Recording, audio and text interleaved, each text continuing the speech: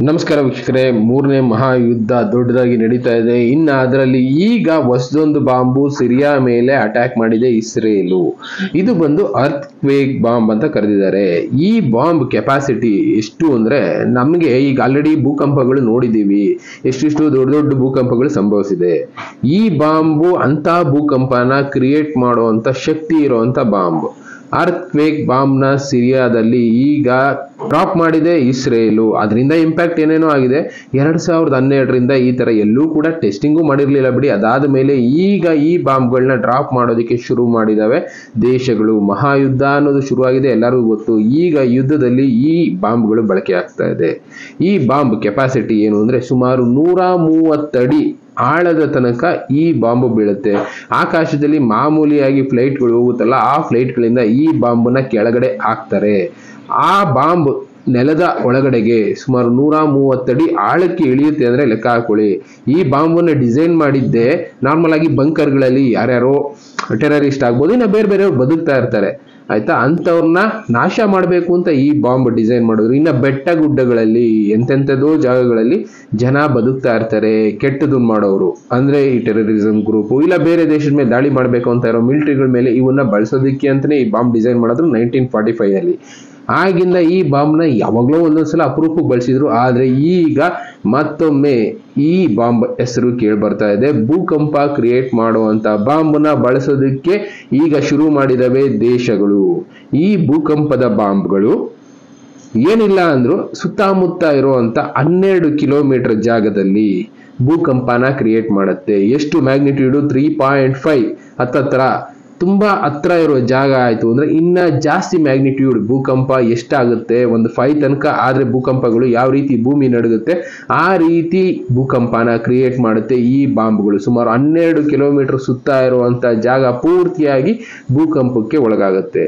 ಇದರ ಕೆಲಸ ಏನು ಅನ್ನೋದಾದ್ರೆ, ನಾರ್ಮಲ್ ಆಗಿ ರೈಲ್ವೆ ಮೂಲಕ ಎಷ್ಟೆಷ್ಟು ವೆಪನ್ಸ್ ಗಳನ್ನ ಟ್ರಾನ್ಸ್ಫರ್ ಮಾಡ್ತಾರೆ, ಇನ್ನ ರೋಡ್ಗಳ ಮೂಲಕ ಟ್ರಾನ್ಸ್ಫರ್ ಮಾಡ್ತಾರೆ, ಇನ್ನ ಬೇರೆ ಬೇರೆ ರೀತಿ ಈ ತರ ವೆಪನರೀಸ್ ಗಳನ್ನ ಟ್ರಾನ್ಸ್ಫರ್ ಮಾಡಬೇಕು, ಯುದ್ಧ ಮಾಡಬೇಕು ಅಂದ್ರೆ ದಾರಿಗಳು ಬೇಕೇ ಬೇಕು.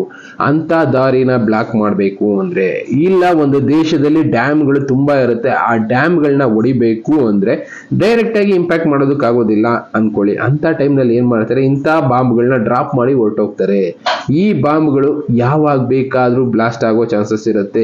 ಈಗ ಇಲ್ಲಿ ಸಿರಿಯಾದಲ್ಲಿ ಡ್ರಾಪ್ ಮಾಡಿರುವಂತಹ ಬಾಂಬು ಸುಮಾರು 3.2 ಮ್ಯಾಗ್ನಿಟ್ಯೂಡ್ ಅಲ್ಲಿ ಏನೋ ಭೂಕಂಪನ ಕ್ರಿಯೇಟ್ ಮಾಡಿದೆ ಅಂತ ಹೇಳ್ತಾರೆ. ಇನ್ನ ಜಾಸ್ತಿ ಅಂದ್ರೆ ಓಪನ್ ಏರ್, ಅಕಸ್ಮಾತ್ ಆಗಿ ನೀರಲ್ಲಿ ಡ್ರಾಪ್ ಮಾಡಿದ್ರು, ಇಲ್ಲ ನೆಲದ ಮೇಲೆ ಡ್ರಾಪ್ ಮಾಡಿದ್ರು, ಆ ಜಾಗದಲ್ಲಿ ಸುಮಾರು 40 ಕಿಲೋಮೀಟರ್ ತನಕ ಇಂಪ್ಯಾಕ್ಟ್ ಆಗುತ್ತೆ ಈ ಬಾಂಬ್ ಅನ್ನೋದು. ಸಮುದ್ರಗಳಲ್ಲಿ ಡ್ರಾಪ್ ಮಾಡಿದ್ರು ಕೂಡ ದೊಡ್ಡ ಮಟ್ಟದ ಸುನಾಮಿ, ಸುಮಾರು 100 ಅಡಿ ಎತ್ತರದ ಸುನಾಮಿಗಳು ಹೇಳುತ್ತೆ ಈ ಬಾಂಬಿಂದ. ಒಟ್ನಲ್ಲಿ ಭೂಕಂಪದ ಬಾಂಬ್ಗಳು ಈಗ ದಾಳಿ ಮಾಡೋದಕ್ಕೆ ಶುರು ಮಾಡಿದೆ. ಅಮೆರಿಕಾದವ್ರು ಡಿಸೈನ್ ಮಾಡಿದ ಬಾಂಬ್ಗಳಾದ್ರೂ ಇಲ್ಲಿ ತನಕ ಯಾರು ಕೂಡ ಬಳಸ್ತಾ ಇರಲಿಲ್ಲ. ಯಾಕೆಂದ್ರೆ ಸುತ್ತಮುತ್ತ ಏರಿಯಾ ಎಲ್ಲ ಇಂಪ್ಯಾಕ್ಟ್ ಆಗುತ್ತೆ. ಸುಮ್ಮನೆ ಯಾಕೆ, ಯಾಕೆಂದ್ರೆ ಒಳ್ಳೆಯವ್ರು ಇದ್ದಿದ್ ಕಡೆ ಕೆಟ್ಟವರು ಇದ್ದೇ ಇರ್ತಾರೆ ಬಿಡಿ. ಕೆಟ್ಟವ್ರ ಮೇಲೆ ದಾಳಿ ಮಾಡೋದಕ್ಕೆ ಹೋದಾಗ ಒಳ್ಳೆಯವ್ರಿಗೂ ಇಂಪ್ಯಾಕ್ಟ್ ಆಗೋ ಚಾನ್ಸಸ್ ಇರುತ್ತೆ ಅಂತ ಇಂಥ ಬಾಂಬ್ಗಳನ್ನ ಬಳಸ್ತಾ ಇರಲಿಲ್ಲ. ಆದ್ರೆ ಈಗ ಯಾವುದಕ್ಕೂ ಜನ ತಲೆ ಕೆಡಿಸ್ಕೊಳ್ತಾ ಇಲ್ಲ, ದೇಶಗಳು ತಲೆ ಕೆಡಿಸ್ಕೊಳ್ತಾ ಇಲ್ಲ. ಅವ್ರಿಗಿರೋದು ಪ್ರತಿಷ್ಠೆ ಮಾತ್ರ. ಆ ಪ್ರತಿಷ್ಠೆ ಉಳಿಸ್ಕೊಳ್ಳೋದಕ್ಕೋಸ್ಕರ ಅಮೆರಿಕಾದ ಈ ಬಾಂಬನ್ನ ಬೇರೆ ಬೇರೆಯವರು ಕಾಪಿ ಮಾಡಿ ಬೇರೆ ಬೇರೆ ರೀತಿ ಡಿಸೈನ್ಗಳು ಮಾಡ್ಕೊಂಡಿದ್ದಾರೆ. ಈಗ ಇಸ್ರೇಲ್ ಅವರು ಸಿರಿಯಾ ಮೇಲೆ ಈ ಬಾಂಬನ್ನ ಹಾಕಿದ್ದಾರೆ. ಸುತ್ತಮುತ್ತ ಇದ್ದಂತ ಎಷ್ಟೆಷ್ಟೋ ಮನೆಗಳು, ರಸ್ತೆಗಳು ಎಲ್ಲ ಹಾಳಾಗಿ ಹೋಗಿದೆ. ಈ ಬಾಂಬ್ ಕೆಪಾಸಿಟಿ ಹೇಳಿದ್ನಲ್ಲ, ಸುಮಾರು 12 ಕಿಲೋಮೀಟರ್ ಸುತ್ತಳತೆ ಭೂಕಂಪದಿಂದ ಪೀಡಿತ ಪ್ರದೇಶ ಮಾಡ್ಬಿಡುತ್ತೆ. 12 ಕಿಲೋಮೀಟರ್ನ. ಒಟ್ಟಿನಲ್ಲಿ ಈಗ ಆಲ್ರೆಡಿ ಬೇರೆ ಬೇರೆ ತರ ಬಾಂಬ್ಗಳನ್ನ ಕಂಡುಹಿಡಿತಾ ಇದ್ದಾರೆ. ಅದರಲ್ಲಿ ನಾನು ನೆನ್ನೆ ಕೂಡ ಒಂದು ವಿಡಿಯೋದಲ್ಲಿ ನಿಮ್ಗೆ ಹೇಳಿದ್ದೆ, ಬಯೋ ಬಾಂಬ್ಗಳು ರೆಡಿ ಆಗಿದಾವೆ. ಅವು ಯಾವ ದೇಶದ ಮೇಲೆ ಬಳಕೆ ಆಗುತ್ತೆ ಗೊತ್ತಿಲ್ಲ. ಅರಬ್ ಕಂಟ್ರಿನಲ್ಲಿ ಈಗ ಅಲ್ಲಿ ಇರುವಂತ ಈ ಬಾಂಬ್ಗಳು ಬೇರೆ ಬೇರೆ ದೇಶಗಳ ಮೇಲೆ ಬಳಕೆ ಆಗೋದಕ್ಕೆ ರೆಡಿ ಆಗ್ತಾ ಇದ್ದಾವೆ. ಅದ್ರ ಜೊತೆ ಈ ಅರ್ತ್ ಕ್ವೇಕ್ ಬಾಂಬ್ಗಳು ಬಂದಾಯ್ತು, ಇನ್ನ ನ್ಯೂಕ್ಲಿಯರ್ ಬಾಂಬ್ಗಳು ಒಂದೇ ಒಂದು ಬಾಕಿ ಇದೆಯೇನೋ. ಆ ಬಾಂಬ್ಗಳು ಇನ್ನೇನು ಈ ಯುದ್ಧ ನೋಡ್ತಾ ಇದ್ರೆ ಬಳಸೋದಕ್ಕೆ ಸಿದ್ಧ ಆಗ್ತಾ ಇದೆ ದೇಶಗಳು ಅನ್ಸುತ್ತೆ. ಒಟ್ಟಿನಲ್ಲಿ ಇದರಿಂದ ಯಾರ್ಯಾರಿಗೆ ಏನೇನು ತೊಂದರೆ ಆಗುತ್ತೋ ಬಚಾವಾಗೋದು ತುಂಬಾ ಕಷ್ಟನೇ. ಏಕೆಂದ್ರೆ ಈಗ ಹೇಳಿದ್ನಲ್ಲ, ಆ ಒಂದು ಬಾಂಬು ಸುಮಾರು 12 ಕಿಲೋಮೀಟರ್ ಏರಿಯಾನ, 130 ಅಡಿ ಆಳಕ್ಕೆ ಹೋದ್ರೂ 12 ಕಿಲೋಮೀಟರ್ ಏರಿಯಾನ ಅಳ್ಳಾಡ್ಸುತ್ತೆ. ಅದೇ ಮೇಲ್ಗಡೆ ಎಕ್ಸ್ಪ್ಲೋಡ್ ಆಯ್ತು ಅಂದ್ರೆ ಎಷ್ಟು ಕಿಲೋಮೀಟರ್? ಸುಮಾರು 40 ಕಿಲೋಮೀಟರ್ ತನಕ ಸರೌಂಡಿಂಗ್, ಅಂದ್ರೆ ಒಂದು ಕಾರ್ನರ್ ಇಂದ ಇನ್ನೊಂದು ಕಾರ್ನರ್ 80 ಕಿಲೋಮೀಟರ್ ಹತ್ತತ್ರ ಬೆಂಗಳೂರು ಪೂರ್ತಿ ಅಳ್ಳಾಡ್ಸುತ್ತೆ ಒಂದು ಬಾಂಬ್ ಬೇಕಾದ್ರೆ.